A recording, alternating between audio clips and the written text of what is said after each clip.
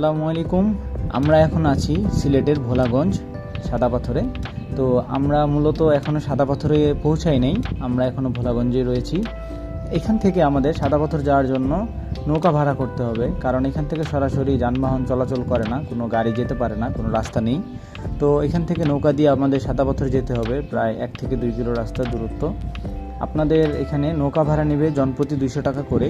একটি নৌকাতে আপনারা সর্বোচ্চ 4 থেকে 5 জন উঠতে পারবেন। এর বেশিও উঠা যায়, কিন্তু ওনারা এর বেশি নিবে না, সর্বোচ্চ 5 থেকে 6 জন নেয় ওনারা।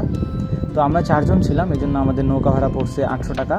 আপনারা অবশ্যই এখানে আসলে 200 টাকা করে নৌকা ভাড়া নেবে।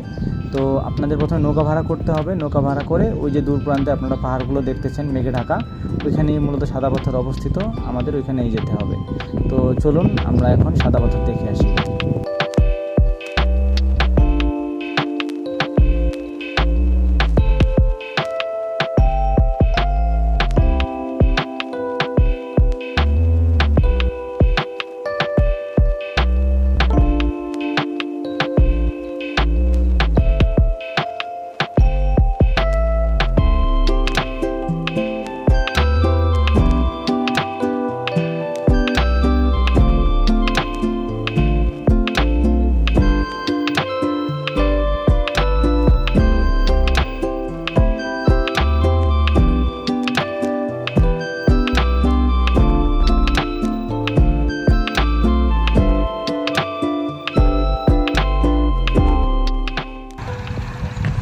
আমরা এখন আছি সাদা পাথরে।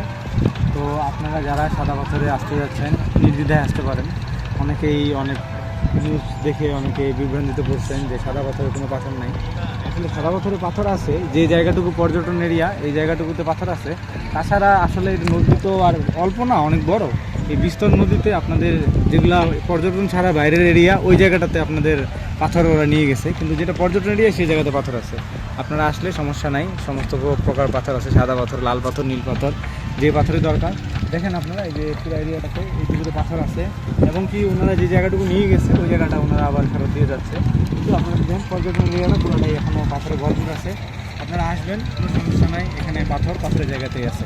যে জায়গাটাতে নিয়ে গেছে ওইটা আপনার কোনো সমস্যা না, ওটা অনেক দূর থেকে নিয়ে গেছে, আপনারা ওটা দেখতে পাবেন না। আর যে জায়গাতে পাথর আছে, থাকার কথা ছিল, ওই জায়গাতে পাথর আছে, আপনারা আসেন, ঘুরে যান।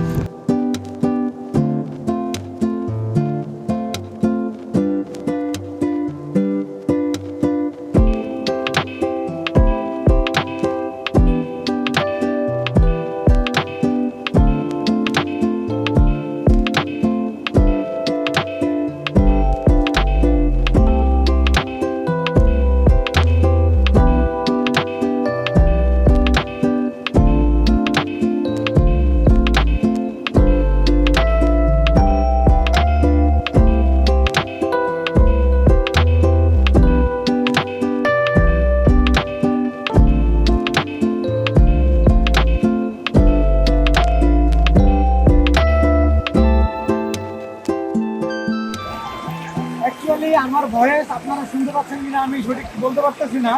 এখানে আসলে পানির স্রোতের এতই শব্দ যে আমার ভয়েস আমি নিজেই শুনতে কষ্ট হচ্ছে। মানে আমি যে আরেকজনকে ডাক দিচ্ছি, কেউ আমার ডাক শুনতে পাচ্ছে না, এমন সাউন্ড। আপনারা পরিবেশটা দেখতে পাচ্ছেন যে স্রোত আমাদের কেমন এখানকার। তো আপাতত আমি এখানে মাঝামাঝি পর্যন্ত আসতে পারছি সাদা পাথরে, মানে একদম মাঝখানে আসছি। আমার ওই প্রান্তে যতটুকু জায়গা, সেম জায়গা আমার পিছনে আছে।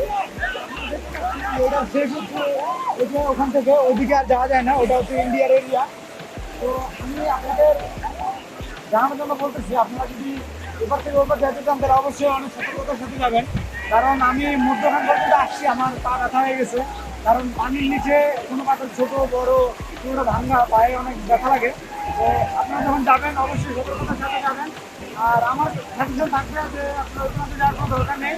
আপনারা যতটুকু পারেন থাকার পরে আপনাদের মতো করে দেখে এখান থেকে আনন্দ করবেন, ঘুরবেন, গোসল করবেন, কিন্তু ওই প্রান্তে যাওয়ার দরকার নেই। ওই প্রান্তে গেলে অনেক কষ্ট, তবে হ্যাঁ যাওয়া যাবে, কিন্তু আপনার যদি টাইম স্রোত অনেক কষ্ট হবে, অনেক শক্তি খরচ হবে। কিন্তু আমি বলতে পারি না যে আপনি ওই প্রান্তে গেলে যে আপনি সুস্থভাবে আবার ফিরে আসবেন, আমার মনে হয় না। কারণ অনেক পাথর পা কেটে গেলে আপনি আর আসতে পারবেন না, কষ্ট করে আসতে হবে। আর ওইখানে নৌকাও চলাচল করে না, কারণ এখানে পুরোটাই পাথরে ভরা। আমাদেরকে প্রায় 1 কিলো দূরে নৌকা নামাই দিচ্ছে। আমরা প্রায় 1 কিলো বালুর উপরে পাথর ছিল, এই পাথর হাটে আসে, তারপরে আমরা হচ্ছে এখন পানির মধ্যে আসছি। তো পানির মধ্যে অনেকটা মাঝখানে তো আপনারা আসবেন অবশ্যই। আর আপনারা যে পরিবেশটা দেখতেছেন সামনে যে পাহাড়গুলো, এগুলো হচ্ছে ইন্ডিয়া পাহাড়। এগুলো এখনো বাংলাদেশের ছিল, কিন্তু আজকে সেগুলো দখল করে নিচ্ছে। তো এই ইন্ডিয়ার পাহাড়গুলো আপনি ইন্ডিয়া দেখতে পাবেন, ইন্ডিয়ার জনবসতি দেখা যাচ্ছে। মাঝে মাঝে এখান থেকে গাড়ি যায়, গাড়িগুলো আপনারা দেখতে পাবেন। তো আপনারা অবশ্যই আসবেন।